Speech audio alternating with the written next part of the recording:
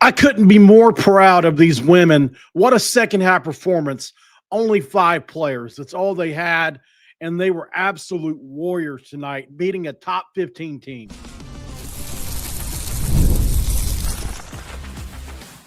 You are Locked On West Virginia, your daily podcast on the West Virginia Mountaineers, part of the Locked On Podcast Network, your team every day.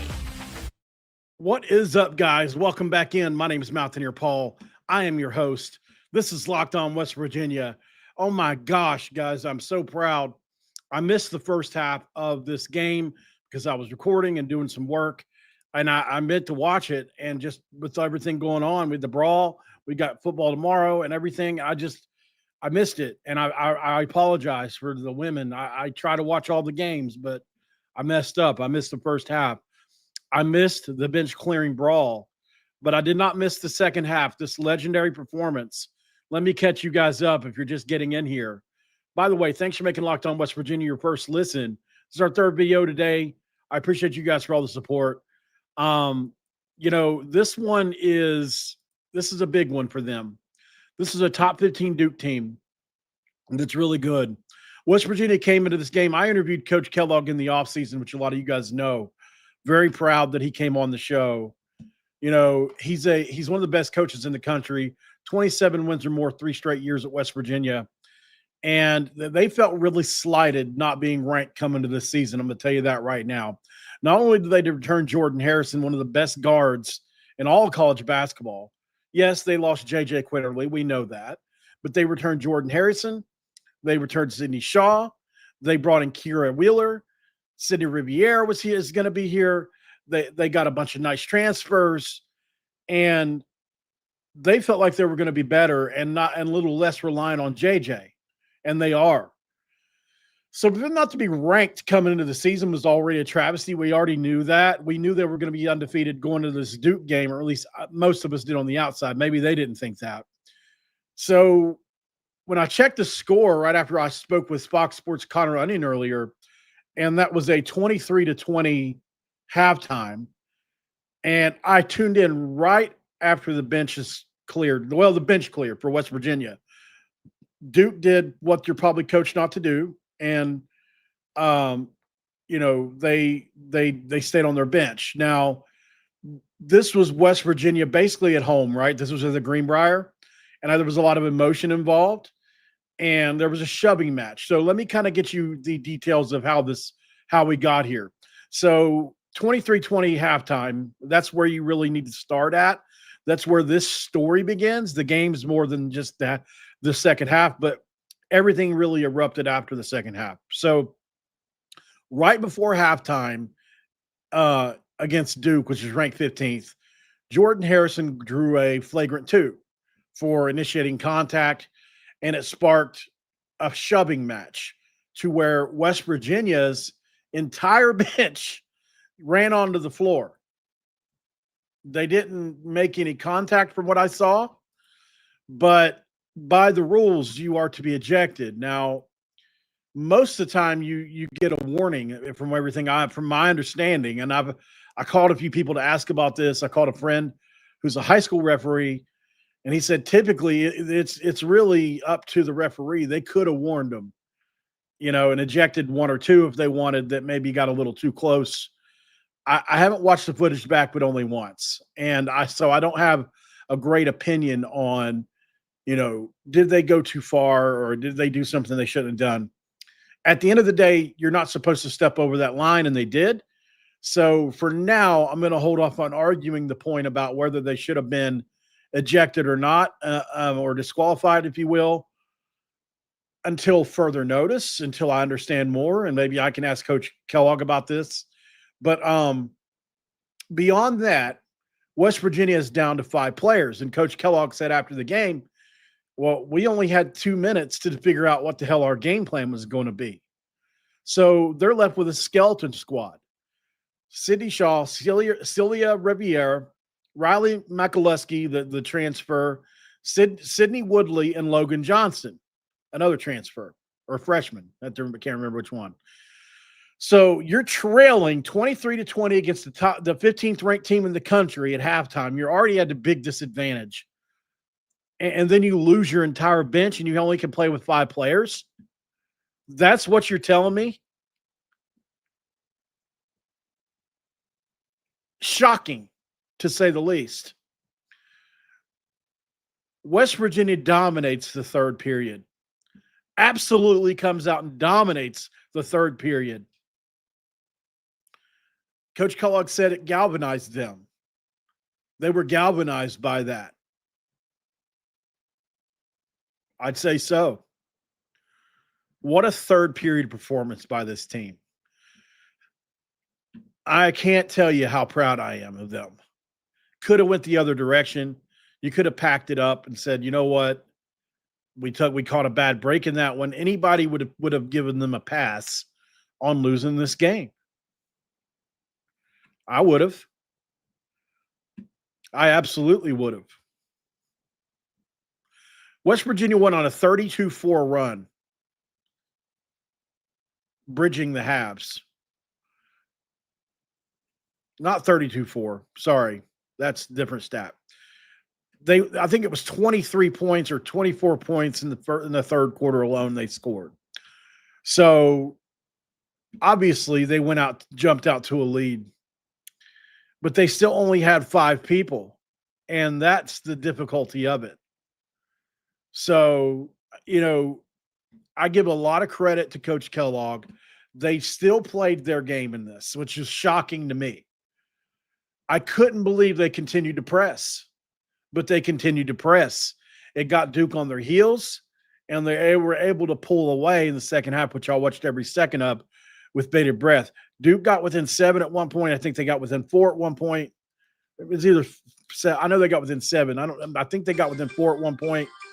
And this was – Celia was playing with 4 fouls for the last 5 minutes of the game, guys. So had she gotten 5 fouls, West Virginia would have had to try to win this game with 4 players. I wish it would have happened and they still won, just because that would have been a better story. But I don't wish that on them, obviously. What an incredible performance to do that with. Can you imagine having to play the entire second half? And it's not just a regular second half. No, you got to press. It's press Virginia. You forgot? Ross Hodge is like Rich Rodriguez. Whether we're up 7 or we're up 17 or we're up 37, we're running the spread and we're going tempo. That's exactly what they did tonight. They put the pedal on the metal and said, you know what? We're in better conditioning than you are, Duke, and we're going to put the pedal to the metal and we're going to kick your ass. Absolutely. That's what they did. They kicked their ass in the second half. Big ups to Celia Reviere, who 12 points, 8 rebounds, 2 blocks, including that foul trouble. She played pretty good defense. Got to give a shout out to Jordan Harrison, by the way. She had her 500th career assist in this game. Or it came later this week at some point. Got to give her a shout out. Sydney Shaw, who Coach Hodge, we had him on the show. He was expecting Sydney Shaw specifically to take the biggest jump this year based on JJ Quinterly moving on to the WNBA. And in this game, oh yeah, she did that. How about 22 points in this game for her? Just an incredible performance. Very proud. 22 points, 16 after the half, guys. 9 rebounds, 3 assists, 2 steals, 8 for 12, clutch threes. She said, we just kept talking on defense. It's all heart after the game. Incredible stuff. And against a really good Duke team that a lot of people expect to be really good.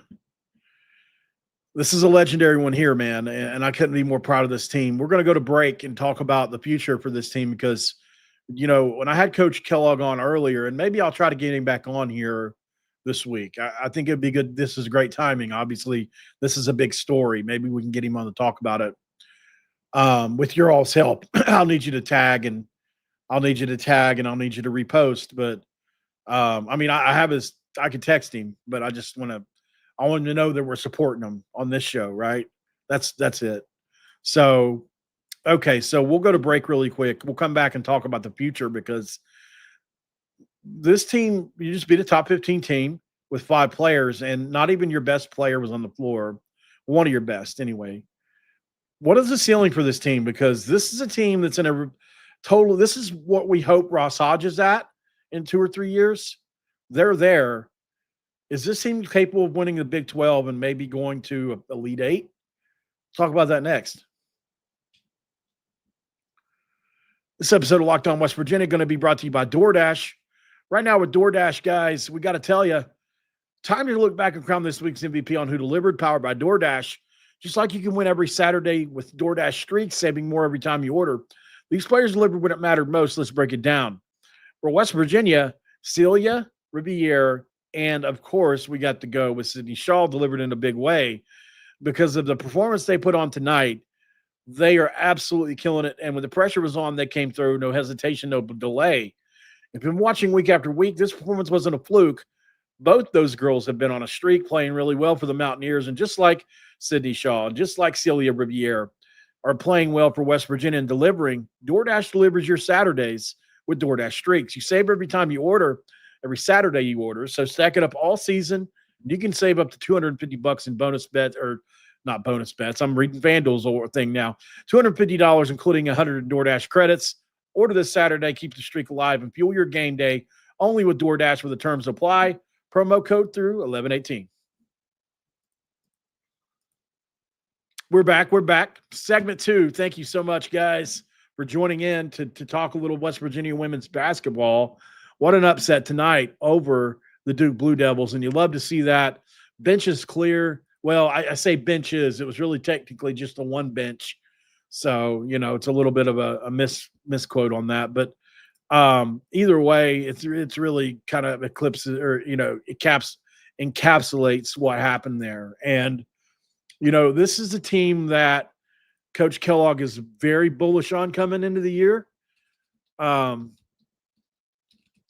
think tonight, if anything, is the exclamation point that they not necessarily needed, but maybe the country needed to kind of get behind them a little more.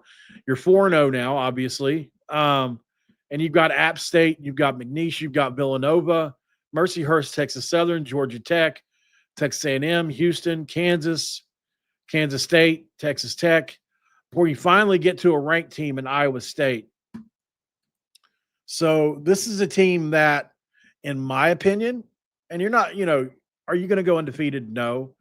But you should be 5, 6, 7, 8, 9, 10. That's going to be a interesting game at Texas A&M on December 14th. That's Coach Kellogg's alma mater. But 11-0, 12-0, 13, 14, 15. Could they be 13-2, 15-0 by the time they get to Iowa State January 11th? I think they could. And then you got a back-to-back ranked teams, at least as of now. And some of these other teams may become ranked by then.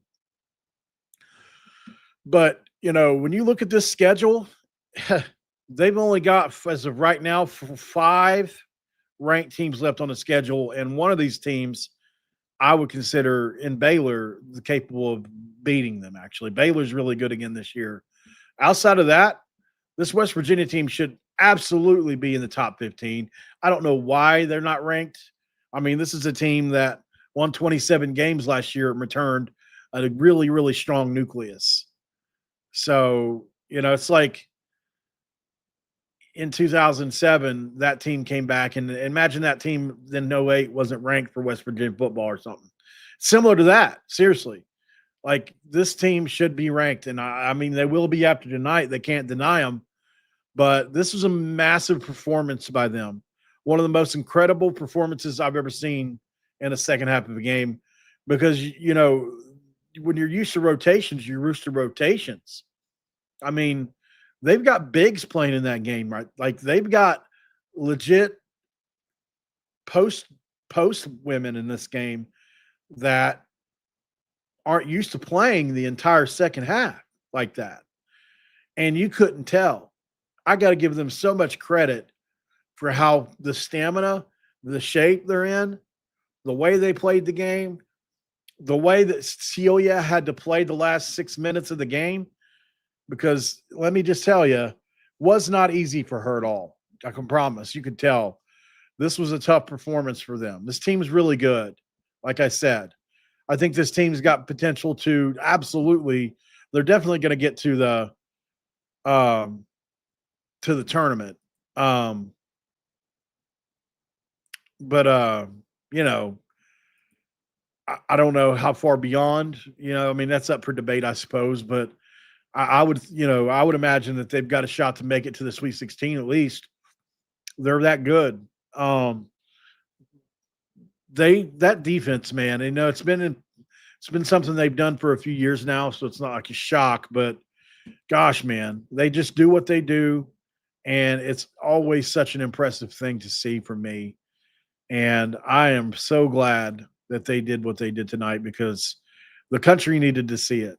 I really think so because they just, at the end of the day, it's West Virginia. We don't get respect we deserve, and hopefully this will bring them some because what else can they do? I mean, if this is what you have to do to get respect, like maybe this was a ploy by Coach Kellogg. Maybe he said, "Hey, we're gonna." When they went ahead of time, they chose you with 6, and they said, you 6, run out on the court at the end of the first half, and then we'll beat them with one hand, time behind our back. Maybe they'll rank us then, type stuff. I mean, goodness gracious, guys, this is crazy. It's really crazy to think this team isn't ranked. And I'm not. And here's the thing: I'm not pounding the desk over this because of just this win. Like I was totally shocked. I did a show on it when they weren't ranked in the preseason. I was flabbergasted. JJ Quinterly's a big loss, and some others they lost. But I mean, with everything they brought in and the portal players they brought in, like they went out and got really good players. I don't get it, but here we are. I mean, if you question their depth, I bet you don't anymore. And so, this is a team that just be watching, man. Just be watching for them. They could definitely win. I wouldn't be surprised if they're not 14-1, 15-0 by the time they get to Iowa State. I really believe that. So, with barring injury, barring any unforeseen circumstances, you're going to lose one here and there. But, I do think this is a team that deserves a lot of credit. So, all right, guys, that's all I got for you tonight. I would love to stay longer, but I'm tired and I want to talk football tomorrow with you. So let's do that tomorrow, and I'll see you then, guys. Congratulations to the team. They deserve it. They deserve the win. Coach Kellogg and everybody deserves it. What a big-time victory for this squad. Let's see what else they do next. I think that's what we're all thinking. Like, okay, I mean, good luck trying to follow this. But I think they'll be able to, in the coming month or two, show everybody exactly this was just a precursor to who they were going to be this year. So let's keep on watching them, guys. We'll keep covering them on this show, and we'll see you guys on the next one. Have a great night, guys. I'm out.